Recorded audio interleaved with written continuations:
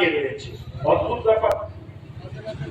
তাহলে আপনি পারবেন, আপনার যোগ্যতা বাড়বে, মানুষের ভোট নিয়ে আপনার উচ্চতা থাকবে, আপনার 94 কোটি টাকা আপনি এমপি ল্যাব থেকে পাবেন, 40% কমিশন খাবেন প্রত্যেকটা কাজ থেকে, এবং কন্ট্রাক্টরের কাছ থেকে বড় করে টাকা চাইবেন 30 লাখ টাকা করে, যে আপনাকে নাকি বাড়ি চালাতে হয়, আপনাকে টাকা দেওয়া হোক। তো এর মধ্যেখানে